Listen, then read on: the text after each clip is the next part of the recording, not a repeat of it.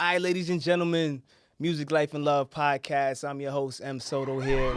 Make sure you follow us on YouTube at MLL Podcast. Same thing as Instagram, X, Twitter, whatever you want to call it. Same thing with TikTok. Make sure you following us on Apple and Spotify. Very special episode today. I just finished watching this young lady's movie, well, her second one, well, at least officially her second one, and it was very interesting. She wouldn't let me finish it because she insisted that I stop. Today we have none other than Miss Neshell Noelle. How you feeling? I'm good. How are you? I'm ecstatic. I'm ecstatic. You know what I mean? It's good to have you here. This movie is really dope. I'm gonna get into the movie, but you also wrote Check Please with Alvin Gray. They spoke of you very highly, and I can see why, which is a dope thing. I love to hear that. Yeah. Tell us about you. Like, we want to know everything from the beginning. Like, we want to know, where you from, where you lived, things of that nature. Where did this all start? That's a loaded question. But so I'm from Kansas, Army brat. So I moved around a couple times, Jersey, New York, and then eventually came to Maryland. Lived out in Bowie for half my life, and now I'm over towards the Baltimore area, and that's pretty much when everything movie-wise kicked in. Yeah. Where in Kansas was you at? Where? Yeah. Junction City, Kansas. I had to ask that only because I lived in Junction City, Kansas when I was in the military. So, which is crazy. Yeah, it really is. Very, very small town. I'd imagine it looks nothing like it looked when I was there, but you know how that goes. So then you lived in New York. Yonkers, New York for a little bit. Too young to remember that, but there. And then I went to Millville, New Jersey after that. Millville, okay. Yeah. I have no clue where that is. What like, in terms of, like, where it's at in Jersey, but all right. Right. And so, was that also a military move, or it was? No. It was for my dad's job, but it wasn't military at that point. Yeah. Got you. All right. And then from there, where'd you go? Bowie, Maryland. Bowie. Okay. Yep. Got you. So that's where you spent, like, I guess the majority of your time, like. Right. Growing up. High school, middle school.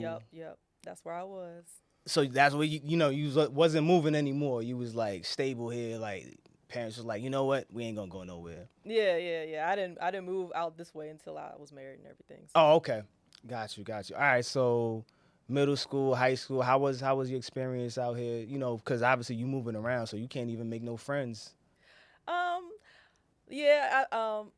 middle school, I was here for elementary school too. Elementary school, it was cool. A lot different from the schools I was at before because I was at Catholic school. So I went from Catholic school to a public school. So that was a transition. What was the major difference for you with that one? Like the major difference between the two? I guess, we were kids, but like freedom, I guess. Because, Catholic school is very strict and boring. Yeah, you don't strike me as the one that, like, wants to, like, conform with all these different rules. Like, it doesn't really make sense. You don't. Yeah, no, not really. I got you. Yeah. So going from that to public school, it was a transition that I didn't really realize until I was older. But now that I look back on it, it was definitely a big difference. And then I went from there to Benjamin Tasker Middle School. Okay. And that was, public school too. And then after that, I went to a Christian school. So it was back to being in a private school setting. Okay. So you was already familiar with that type of situation, that whole circumstance and that environment. Right. So it was like, yeah, I know what I'm doing. So then high school. So high school was what? When you went to high school, that was also? That was a private school. Okay, got you. All right. Now, post high school, where'd you go? College-wise, I went to Bowie State for a half a year. You partied your ass off. Before I got the hell out of there. So you had to dip. Yeah, I dipped. How long you stayed? Literally just like a semester and a half, and damn. I was like, yeah, this isn't. That's a 4 year. That's a 4 year. Yeah, it's a 4-year college, but yeah, I dropped out. I'm a college dropout. Okay, Kanye. Now, or Ye, whatever. Calling himself. All right, so you did one semester, but what were you going to major for? So I was majoring in biology, even though I didn't want to, and that's pretty much why I ended up dropping out because it just didn't keep my interest. And Right, I was like, all right, I don't really want to do 4 years. It's something I know I'm not going to end up doing when I get older. right. So it didn't seem to make sense to me. Yeah, no, I definitely understand that one. I feel like coming out of high school is like sometimes like some parents they kind of like just push you into college without you even having any kind of say in it. I don't know if you know. Clearly, you probably wouldn't have picked a biology Right. I as wanted being to your. go to film school, but film school is expensive as hell. So they were like, you're going to go to this school. But then I didn't get to pick my major there either. So I was like, all right, well, this feels Just pointless. oh man. Yeah. So now, did you break this to your parents first? Like, hey, I'm about to drop out. You just said, F it, I'm dropping out, and I'll let y'all know later. How did that work? No, I definitely brought it up. My mom was like, all right, well, I brought it up after she saw that I was like completely skipping classes from the first semester. And she was like, all right, well, she was trying to make it work then, but she still wouldn't let me change my major. She was like, oh, well, you can minor in theater. And I'm like, that wasn't good enough for me. Because you still would have had to do all the academic portion of it. Right. And to me, I feel like when you can't just go directly into your concentration of study, whether that be film, the arts, or anything like that, you got to do all these academics. It kind of throws things off a bit, in my opinion. I'm more like hands-on training, just like, look, man, let's skip all the fluff. Let's just get straight to it. Right. But I don't think that that's the setup in a lot of universities. No, not at all. And I couldn't get myself back into it once I had already kind of set my mind to like, all right, this is not working for me. So by the time she was like, all right, well, I'll give you like a 1 or 2 classes, I was like, it's too late now in my head. Oh wow. No, I was 18, so I was just like, I know better than to stay here. So What was like the I guess did you get like kickback or did you give like I mean eye rolls, like cursed out, anything like that? Because that's like a major thing when for parents, like if your kid decides like, oh, I'm dropping out, like what? Well, oh yeah, I definitely got a lot of heat for it. So okay. I didn't get to exit peacefully. But Oh, my dad understood. Obviously he wanted me to stay, but he understood why I didn't want to stay because it just didn't make sense to rack up all that debt for something I knew I wasn't going to be passionate about. that's what I try to tell people all the time. Like you get to year 3 and then you start messing up. It's like, yo, you got to pay this back. But Right. or if you successfully get through it, you still got to pay it back with the student loans and whatnot. Right. So now, with that being said, and they know your intention at this point, I'm quite sure the next thing that they would have asked you, like, so what are you gonna do if you're gonna drop out? Yeah, that was the thing. And I honestly want to just piggyback off that real quick, but it's funny now that, I'm older and I always told myself, I'm like, now that I'm in the business and I'm like, all right, with my first big check, I'm going back to school. So it's funny how like I'm kind of getting in the dream career and then wanting to go back to school anyway for some other things that I want to learn. It still wouldn't be biology though, so I know my Oh, mom is gonna roll her eyes. I mean, you can always go back and do a little bit of biology. No, Nah, no. you're not doing I it. would go back for a psychology degree actually at this point. Oh, okay. Yeah, That but would have been more suitable for you. yeah, that's more my lane. And then obviously I wouldn't go back for film school because I'm already doing it now. So Well, I mean, you already got films. right. Not to say that just because you got films doesn't mean you don't have to go to film school. I mean, you always want to progress in whatever it is that you're doing. You know what I mean? But okay, so back to what I was saying. So what did they say to you? Like, hey, what are you gonna do next? What was your response? Honestly, I don't know if I don't really remember that conversation per se. It was Okay. just more so like I know whatever I'm doing, it's not this. So Mm. I think around that time I was just working like random, retail jobs until I figured it out. And I was working like side hustles where I was doing creative writing. I was Mm-hmm. doing reviews for different music artists and Okay. doing movie reviews and stuff like that. So had creative outlets, but it wasn't like paying the bills. So in my head, it didn't count. Yeah. Right. Okay. So it sounds like no matter what you did, writing has some type of involvement in it, whether it was blogs, magazines, just anything that had to do with writing. You still wanted to stay sharp. Right. If you couldn't go straight to like film academy or just film school or anything like that. Right. Okay, so you dropped out of high school. You told mom and dad. No, college, not high school. Oh, I'm sorry. My bad. That's me. I'm the high school dropout. My bad. You dropped out of college, first semester. You broke it to your parents. They didn't really like it too much. So now you out here. You working these jobs. Was it working for you? Like, the money that you were receiving for working these odds and ends, and like, was it enough to like sustain a lifestyle for you? It was? Okay. So my very first job that I had was a lifeguard, and I honestly don't remember like what the minimum wage was around that time, but I know like I was making I think $12 an hour, and that was a lot around that time, and I had no bills, so I was like, oh yeah, I'm living it up at that age. So it was sustaining the bills. It was getting. I didn't feel like I was like behind on anything. Okay. Yeah. Okay.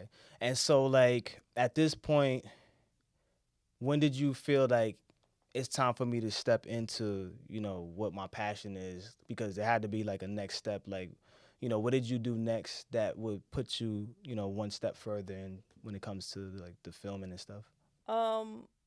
So technically it was a while. So when I was doing like music reviews for other online magazines and that type of stuff, I eventually created my own online magazine. Oh, nice. What was the name of it, if you remember? It was called Unhinged Music, and it was catered around rock and metal music. Nice. And I was doing pretty well with it. Like I was interviewing some well-known bands, and I was getting behind the stage, passes. Yeah. To, Hey, what was you? I needed behind it. Like I could have been hitting you. You probably still got some plugs on the. I probably could, like, if I wanted to restart it, like, hey, I'm back in it. Okay. But yeah, I can still do that. But so I was doing that, and I was working on that a lot. And I even had started having writers write for me, but it just wasn't paying no bills. So I just felt like I was doing a whole lot of work for nothing, pretty much. Wow. Yeah. So then you had to like probably skip town on that. Yeah, eventually like threw in the towel on that.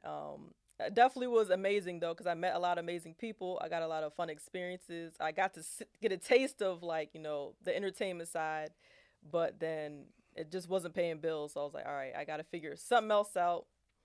And then that's when I started getting into like modeling and stuff.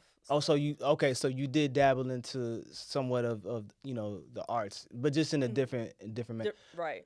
I feel like those type of when you get in those type of different situations with other people, my whole thing is if you don't get anything out of it, at least establish some connections and networking, because there's other people that do other things that you may not necessarily want to do.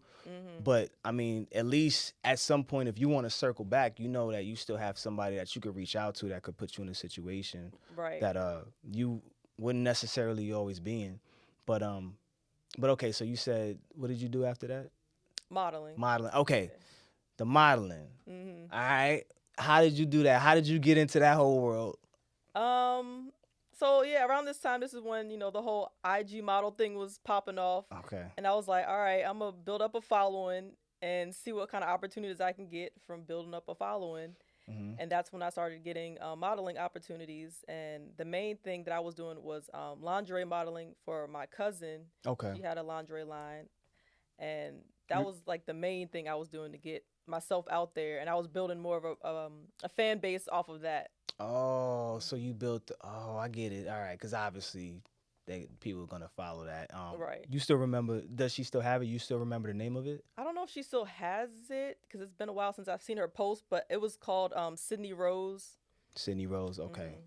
Well, shout out to Cuz and Sydney Rose for putting you there, getting you like an extra 25,000 followers. And yeah, I got a lot of followers around. You did. Okay, so now you got your whole following now. So when did you stopped doing that? Okay. From there, what did you start doing after that?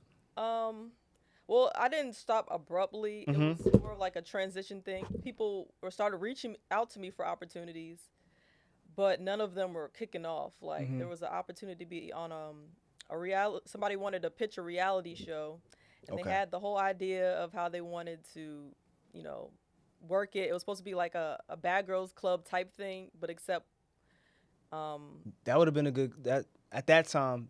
Yeah, that would have worked. Yeah. That would have worked. Yeah, at that time it would have worked. It would have been like, it was a Bad Girls Club thing, and then everybody was kind of showcasing what their talents were. Okay. So it wasn't completely toxic. There was supposed to be some good parts to it too, but that never worked out. So I was pretty discouraged with that, because I was like, all right, you know, this is the one, it's the big break, and that didn't work out either. So, and there was another person who wanted me to come out and be an extra on his film, and then the person who was supposed to have a speaking part that day dropped out. So I got upgraded to a speaking part. Wow. And then that movie never came out. Oh, man. So yeah, so I was like, all right, I'm back to square one again. Yeah. And then eventually somebody else reached out to me to be an extra in his short film, Kazar Coleman. And I was like, all right, I'm there. Okay. And that's pretty much how it took off from there. Okay. Yeah, I'd imagine that off of the first two, especially the reality, what exactly didn't, I guess, spark your interest with that one? Because it seems like, you know, for one reason or another, it was something that you was like, this ain't gonna work. For the reality show? Yeah. That one and then the other one. Well, the movie never just, I don't know what happened. The director just never put it out. Yeah, I would have been tight. I'd have been like, you wasting my time. Like, I came out here off the strength, and I'm thinking this project is gonna come out. Yeah, I mean, honestly, I was in the beginning stages, so I was just humbled enough to even be there. So I wasn't even thinking nothing of it. And then people were like, "Oh, the guy's in jail and all this other stuff," and I'm like, I don't know nothing about that, but it didn't come out. But the reality show, it sounded really good up front, and then as time progressed, I was like, okay, the girl who's doing it, I think she really has the ambition to do it, but she just doesn't have the business skill set to pull it off properly. Okay. So by the time it was ready to film, it was a lot of loose ends that wasn't connecting, and we couldn't get it off the ground. So I got you. Yeah. That's what happened with that. It just fell to the wayside. That's got to be discouraging. But then you said you went up to Kazar Coleman. You said, okay, so he had a short film for you, and well, it was more so like what you as an extra, or you actually had a role? No, I was an extra. He was just like, come out and be an extra, and I was like, all right, I'm coming. You know, I don't care about getting a couple seconds, because it's a short film, so I'm only gonna get a couple seconds anyway. But yeah, I didn't care about none of that. I was like, all right, I'm coming, and I'm coming early, and I'm excited for the opportunity, because you know, this is what I really wanted to do. So. Oh wow! All right, so you did that. How did that turn out? Like, was everything successful with that? Like, it actually, you know, showcased. They actually dropped the film. Okay. Yeah, they actually had a premiere. I had a premiere for that and everything, and it ended up taking off from there, because he was saying, all right, you know, the next thing I'm doing is a talk show out in Virginia at Fairfax Public Access, and I need crew for it. And if you're interested, because I was telling him, you know, my overall dream and aspiration was to be a writer, director. And he was like, if you're interested, you know, you can go out there, get training, and then you can be on the crew. So that's what I did. I drove from Edgewood, Maryland, hour and a half. Damn.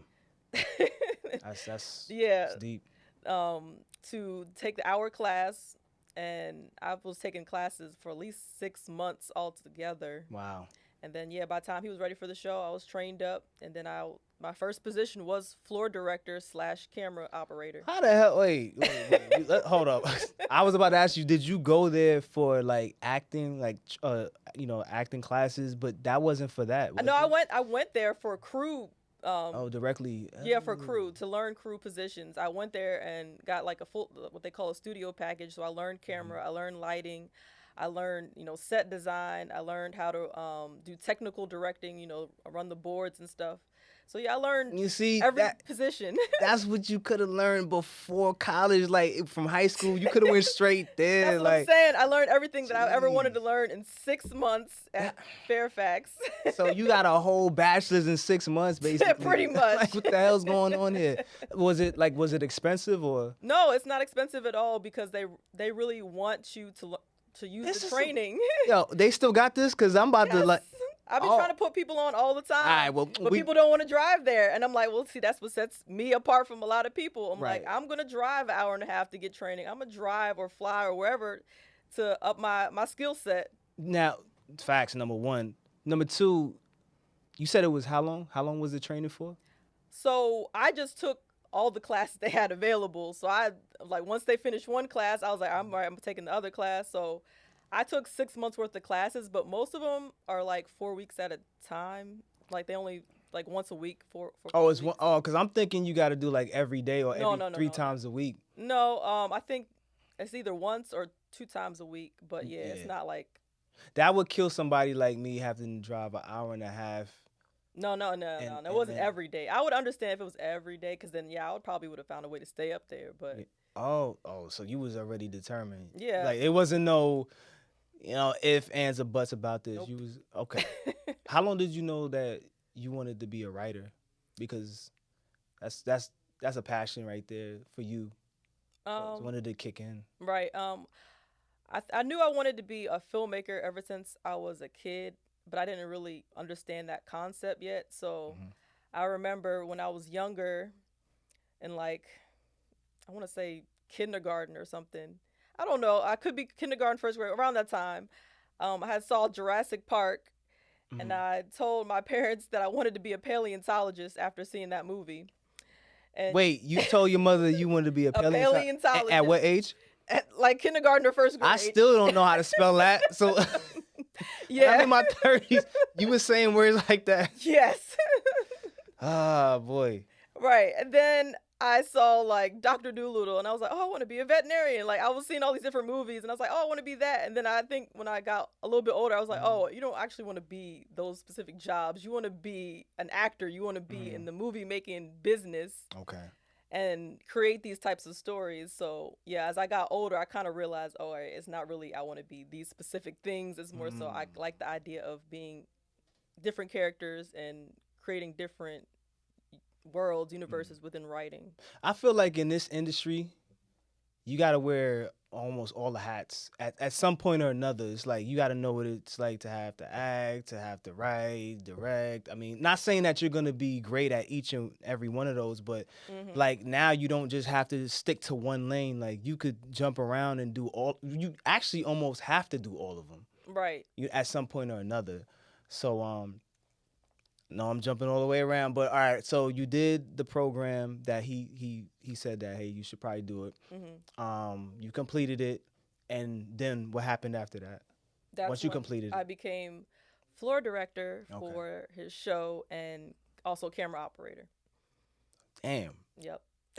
you skipped you skipped everybody, like, because I was the most trained by the time he was ready to start, and that's why I like, obviously, I don't like audio stuff. I don't like lighting. I don't like any of those positions. But I knew it would set me apart to be the one person to be like, all right, if so-and-so doesn't show up, it's still going to get done. Wow. Yeah. Yeah, because you already been trained in all those different areas and whatnot. Okay. So now he has you as what, the second director? It's just called floor director. Floor director? Yeah. Okay, so it's not no particular. All right, cool. But so you just work hand in hand with him? Right. Okay. Anybody else like that's part of the directors, or is just y'all two? No. So for that type of production, in studio, it's a floor director who's basically in charge of everything that happens inside the studio. Okay. And then there's a technical director who's like, working the boards and basically in charge of what you see on the screen. Oh, okay. Yeah, because I know it takes a whole team to get it, a project done. Right. Okay, so I guess that was probably like on one of his projects that you served as the floor director, or was that just anytime he had a project, you was just automatically that was gonna be a title? Anytime he did that show, the show, yeah, I was the floor director. Okay, all right. Remember the name of the show? Yeah, it was Kazar's Spotlight of the Month. And he had different artists come in, and he would interview them, and Yeah, I was Okay. that show. All right, that's cool. Did he ever like have you vet some of the artists that was coming through, like just as just to make sure they I mean, I could recommend people if I knew some, but okay? And I, this is what I'm yeah. talking about, like the power of having a connection. So like if somebody connected with you or was cool, and let's say they did music and whatever type of music that they did, by you being in that position right there, you're like, look, I could kind of help you out here and probably pass your name off. Versus you got all these other submissions, they gonna get jumped and skipped over just because you are already in that seat. Right. That's why. That's like I'm big on making connections and actually utilizing your connections because a lot of people have connections and they scared to pick up a phone. Yeah, no, I'm definitely agree with you. This is why I always say to people, be nice to everybody you on set with, because you don't know who is who when you show up.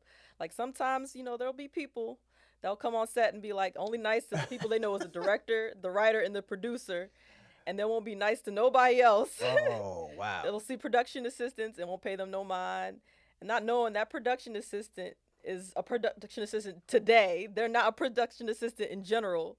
Oh my! So like you burning bridges by just assuming people's roles, and look, Wow! it's happened plenty of times. Well, speaking of that, since we talking about that, you got to tell me like how your experience, like some of the experiences that you've gone through. I know you've probably casted, had to actually go through the casting process yourself, at least. Now that you have, I believe you do have your own production company. Yeah. What's the name of it? XO Films. XO Films. All right, you got XO Films, but before XO Films, were you doing any like casting, like for different roles, for different? Like, am I doing the casting or? No, like if you were auditioning for the particular roles. I didn't really do much auditioning. You didn't. Oh, you didn't. Okay. The few times I did, it was kind of already like, I want to give you this role. Let me just make sure it makes sense. I got you. Yeah. All right. Because I know there's a huge difference between owning, I want to say owning because you're running the show, and then trying to get in with somebody else. Right. So like what experiences would you say were more so favorable for you right now, owning the company itself versus learning the ropes and trying to get into some type of role? Like, what's the biggest difference that you noticed about it, like, for you? Would you say it's easier on your production side because you're running everything? Or would you say it's easier just having to go and audition and, hey, I'm in? Like, what's the difference? Honestly, easier. I do think it's easier to work on other people's projects than my own because when you're on your own project, you're pretty much in charge of everything and making sure everything goes right. And then when you're on other people's projects, you pretty much don't have to worry about the job that you was given. And I kind of enjoy that. So whenever anybody wants me to act in something, that would be my favorite stress-free roles because I could just show up.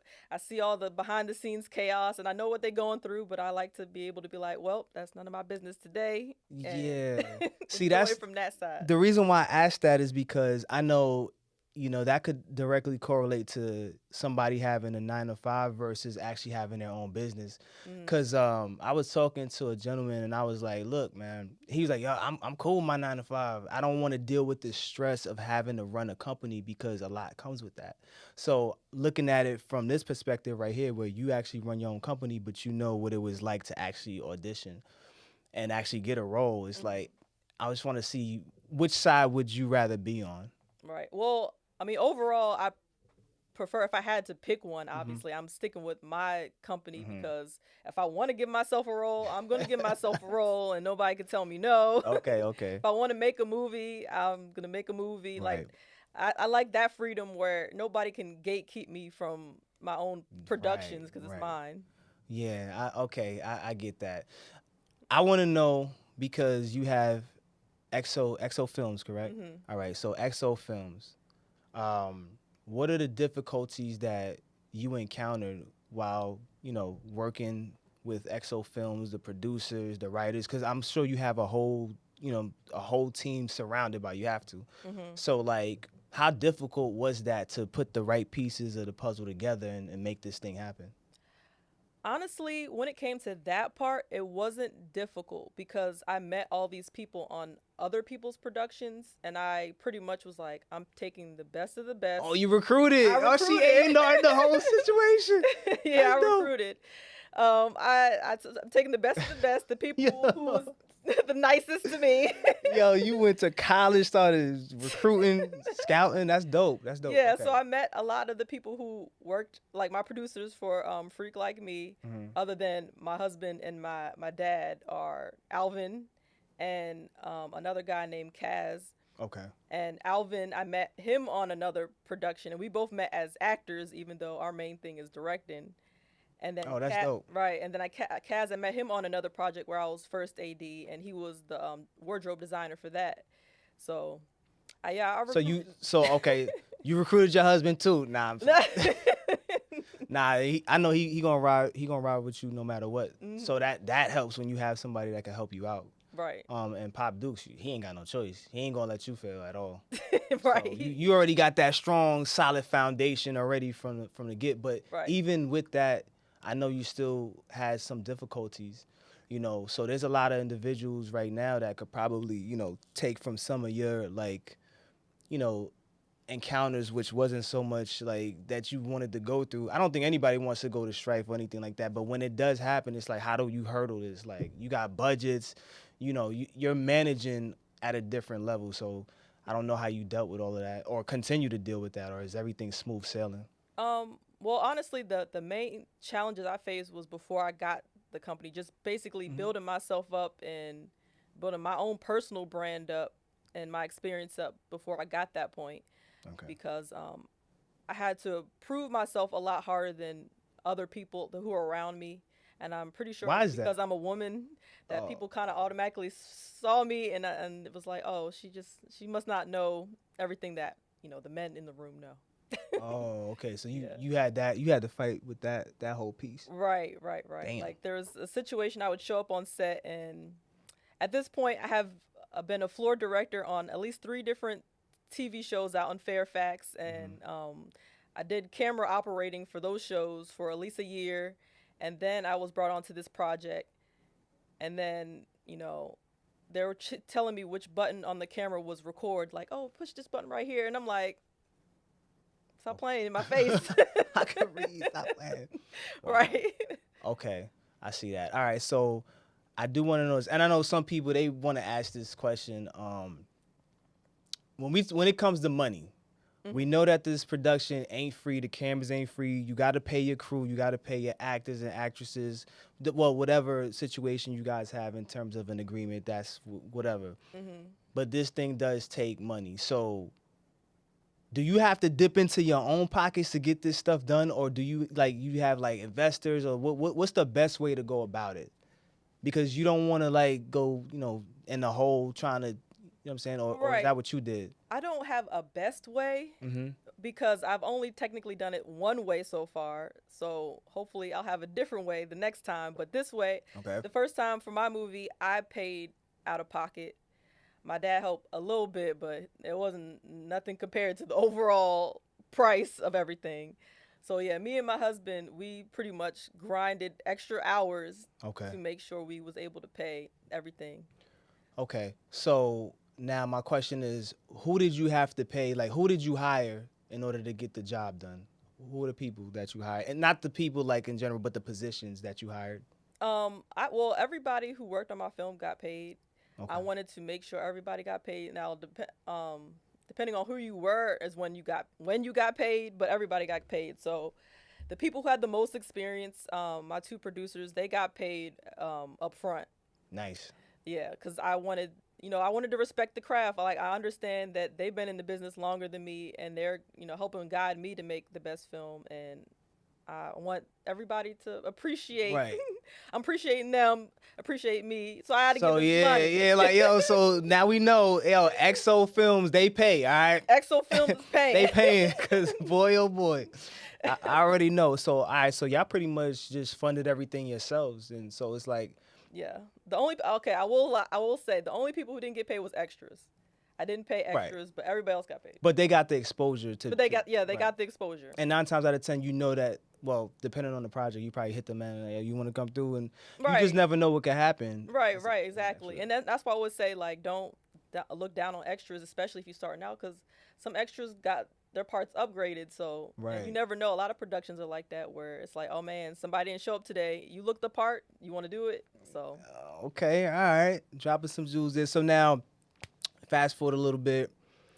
You met Alvin, right? And I believe you wrote Check Please. right. How did that all come about? What was the whole motivation there for that? So me and Alvin had already worked together at that point. Two different projects. We met on a short horror film called Dead B&B. Okay. And we were met as actors, and that was a crazy fated meeting, I call it, because two other actors were supposed to play our parts, and we were recruited last minute to replace the other people. So we ended up meeting there, and then after that, I told him about, oh yeah, I'm assistant director, and I'm trying to elevate to being a director. And he's like, all right, I'll let you direct one of my next episodes for Risky Business. And I did that. And then I told him I was a writer as well, so I ended up writing an episode for Risky Business. So by the time he brought the idea of Check Please to me, he already knew what my writing skills was. Like when he told me, I need you to write Risky Business, he told me what he wanted, and I sent it back to him in 2 hours. So he knows I don't play. Wait, how many pages did you get in 2 hours? I want to know this because like I saw the movie that you did that in 2 hours. Well, the Risky Business, not Check. Oh, I'm about to say what no, the hell? No. Chat GPT and the whole script. No. Risky Business, the TV show that he has. I wrote half of an episode in 2 hours. Yeah. Okay, that's dope.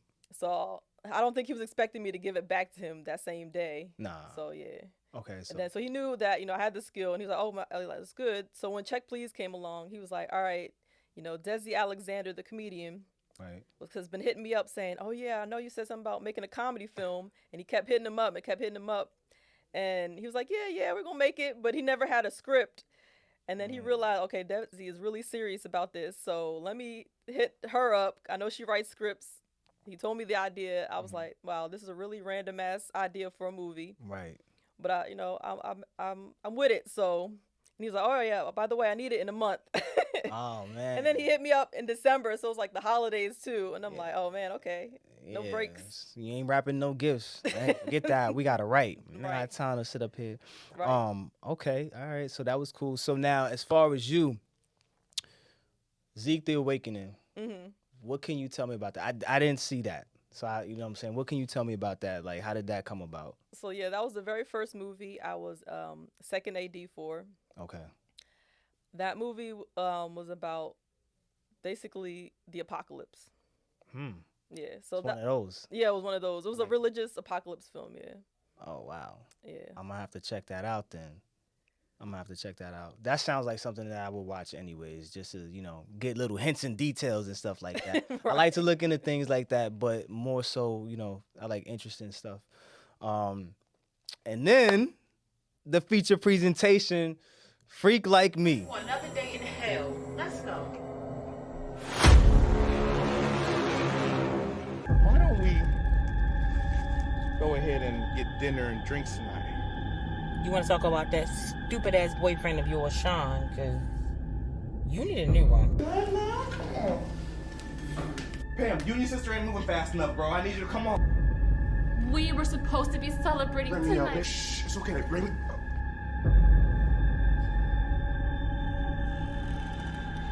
I wanted to invite you out tonight for dinner and drinks down at the pier. And he made you the lead of this project and didn't even hear you speak. You better take real good care of my best friend, sir. Don't worry. I'll take real good care of her. At this point, I'm not taking no for an answer.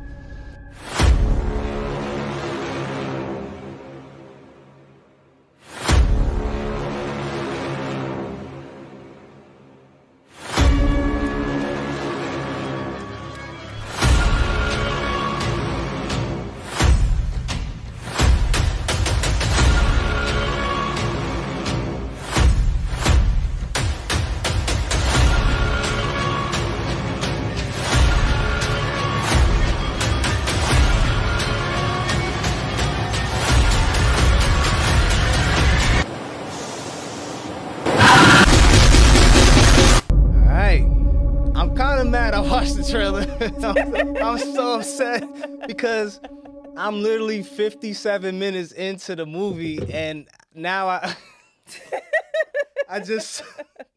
I got a preview of what is now to come. Damn, Lee, why did you pick that one, man? Oh my God.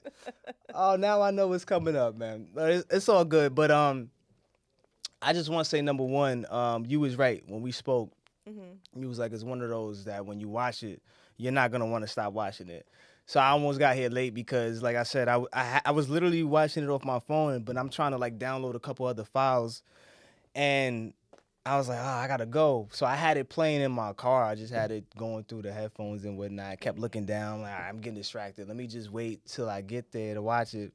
Then I showed you where I was at. You was like, stop right there. Yeah, stop right there. Don't, I mean. Look, I tried to say, you sure you don't want to put this in post? I tried. Oh, you could have just told me straight up, like, yo, no, don't worry. Just do it in post. It would have been a lot more simpler. But, so, Freak Like Me, I'm going to give you, like, my opinion of some of the things. But I just wanted you to let us know how that came about as well. Because, I mean, it's pretty good. I can't wait to finish it. Thank you. So I'm gonna just say what it's about. So Freak Like Me is about a girl who has bad luck in life and love relationships until she meets a guy who she feels is her Prince Charming, and then she realizes that maybe he's not that at all. Yeah, I kind of want to say a lot more, but that's the synopsis that I give people, because she didn't really have bad luck. Like, I mean, look, she did have. She bad did. Luck. It wasn't good luck, that's for sure. No, not. Yeah, I mean, yeah, I might have to go watch it from the beginning. But like I said, I gotta watch it from the beginning only because I want to put it on the big screen. Right. Because the quality I could tell was a lot more powerful than what YouTube can handle. Right. What did y'all shoot that? Y'all shot that in what, just 4K or? Yeah, we shot it in Blackmagic 6K. Yeah. I'm sorry, 6K. Yeah. Yeah, YouTube they be hating. Yeah, no, look. I know. That's why I was like hyped for the premiere, because I'm like, all right, people, because I made the movie I made it to be a theatrical movie. Like, I didn't. It is. Yeah. Yo, you know, some people make movies that it's like, oh, that can go straight to stream, and that can go straight to DVD or whatever. I'm like, nah, this is meant for a movie screen. Because the audio hits when it's supposed to hit. Like, right. even a trailer, I'm just like, this is kind of like interesting. You know what I'm saying? Just the audio alone kind of just captures your whole like your attention. Your attention span. I know there was a few times I jump. I'm like, yo, why they put that there? Like they ain't had to do that right there. It's like, damn it. You know what I'm saying? But I definitely did enjoy it though. I mean, so far I'm on the back end of it, so now I just can't wait to see, what else transpires. You said it got a twist to it. I'm like, I already saw like 3 different twists already. Right. So now it's like, now I gotta wait to the end for see all the twists. Twists upon twists. Like, even though you saw more things with the trailer, even that still didn't tell you everything. So, and that's why that's how I wanted to make the movie. And when the premiere happened and everybody was like, I'm here to tell you, like, I thought I knew what was going to happen, and I was very wrong. And I'm like, that's what I love to hear. So I'm trying to piece things together here now. Like, wait a minute. You know what I'm saying? I'm like, yo, so if I give you a scenario, you're not going to confirm or deny that. Well, not on camera. I can't. I can't do that. I forgot. I'm not used to this type of stuff. Like, I didn't sign no NDAs or anything, but it's all good. So when you wrote this, like, what did you have in mind? Like, what is your whole writing process? I didn't even ask you that. What is your whole writing process? My writing process is that I don't have a writing process. How the hell is that possible? Look, you don't like watch a movie and then after the movie, most people, like I said, they listen to music and they say, oh, you know what, I'm gonna go in the studio, I'm gonna tear this up. You don't watch a movie and then say, you know what, I'm gonna go write something. No, honestly, when I feel like I'm about to be in my writer mode, I don't like watching anything new at all, because I don't want to accidentally steal or borrow any ideas. So when I'm in writer mode, I don't watch movies at all, for real. Like, I'll watch reruns to make sure I don't But that's take anybody's idea. wait. But that's crazy because I guess I want to say it like this. So where do you draw your reference point off of? Or you're not even looking at, because I figured you would probably want to watch great things to take, bits and pieces and make it your own. But if you're saying you completely just shut yourself out, like, then... Yeah, for a freak like me, I actually took it from real life experiences, so I didn't need to, oh, man. to take it from anywhere. I hope one of them experiences wasn't Look, with that's what I us. always say. I always say, the movie is about 50% real life and 50% I'm making a good ass movie, and I'm not about to confirm or deny which parts is which, man, because I like to leave that mystery. Enough said. Okay, because there's a lot in there. There's a lot in there. I always tell people, ask me some questions once you watch the whole entire movie, and then I might confirm or deny certain parts. But yeah, as far as I'm concerned, I'd rather you watch it and then be like, okay, let me think on which ones might be true. But then how many people actually know that this is some of your experiences? Because most people, like, they'll do that maybe like once or twice, but then after that, it's off of everybody else's experiences, or they just make something, as you're supposed to make something up. Right. Well, for this particular movie, all my closer circle know that this is based off of true, which parts is true, which parts is made up, and all that. But and then a couple people after the movie were like, "Oh, what was inspired?" And I'm like, "Life, life inspired this movie." Wow. And it was just, I just made it, more dramatic, more theatrical. Okay.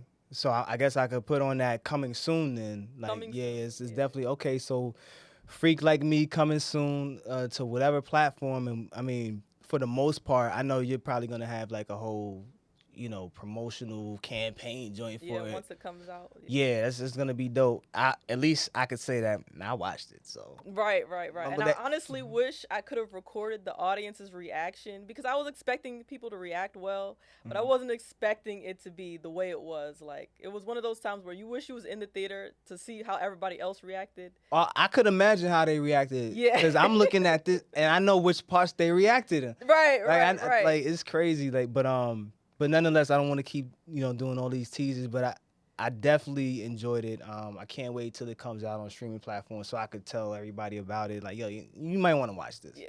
You know what I mean? So,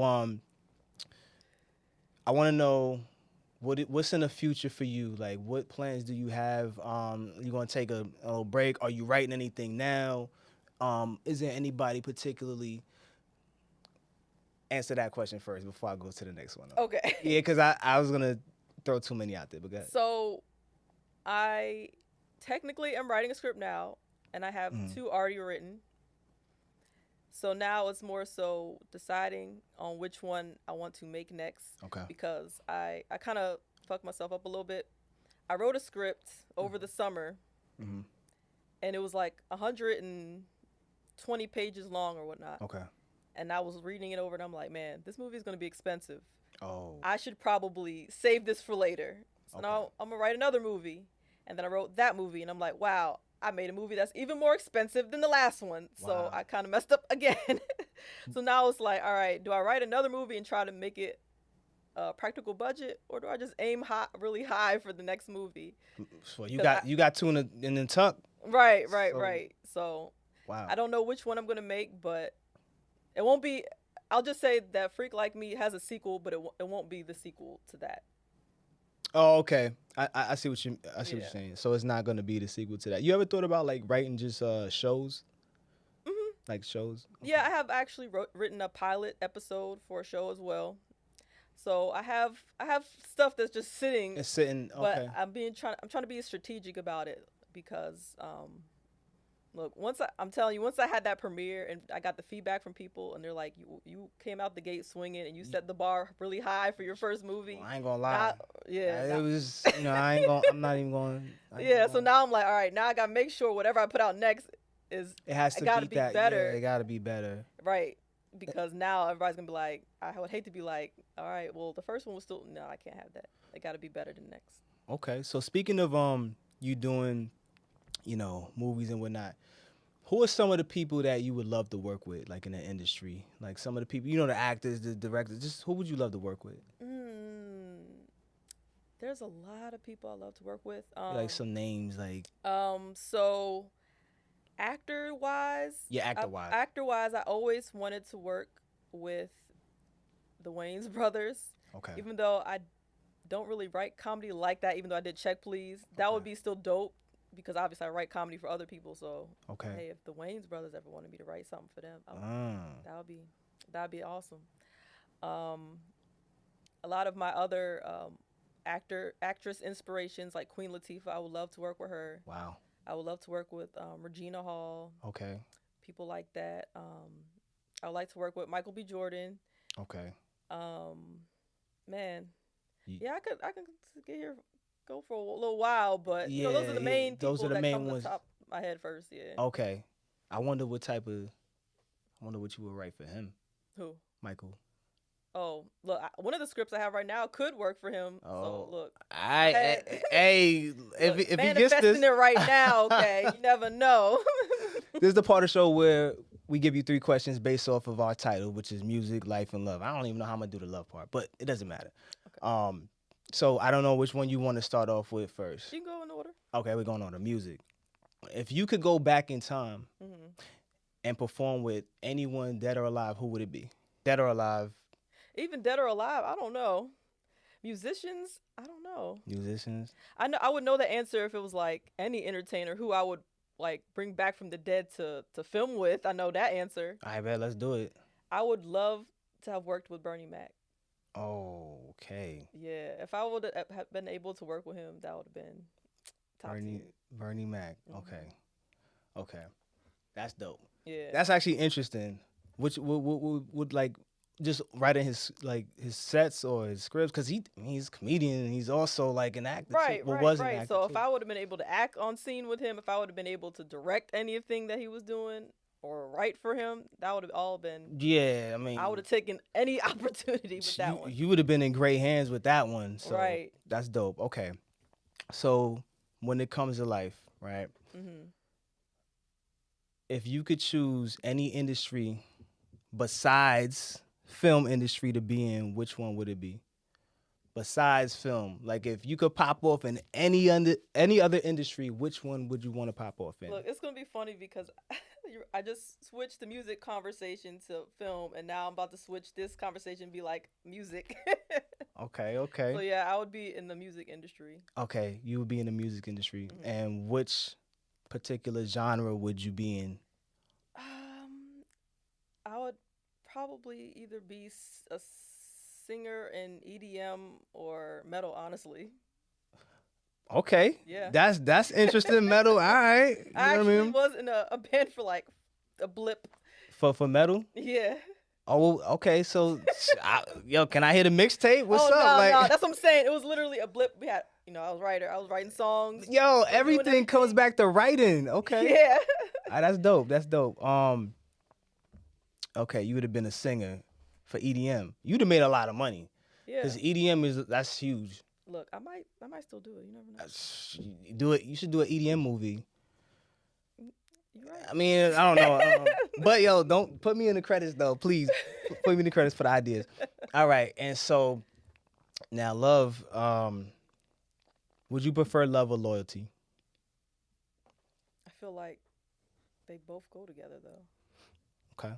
I feel like if you really love somebody, the loyalty goes with it. Okay. That's my personal opinion. Okay. So you think, so like, so basically like if somebody loves you, they supposed to be loyal to you. But then sometimes I guess some people that love you still might, so maybe I just feel like it's not real love if it's right. loyalty. So that's something that's not even supposed to be in question. Yeah, I feel like they go together. I don't think they even can separate properly. Okay. I mean, because you've been like in relationships before, like where maybe, I don't know if you ever been cheated on or anything like that. Well, I'm polyamorous, so it's really hard to cheat. Well, I mean, but you wasn't always. I'm talking about when you was like the tradition. Oh, well, maybe not. This is what I get for assuming. All right. Yeah, like in high school. Yeah, that's what I mean. Like, but I mean, you've experienced it. Really don't. Yeah, I've experienced it. I've experienced it. I don't. Right. In my head, I'm like, I don't care about what happened in high school. But yeah, I've Right. experienced being cheated on. All right.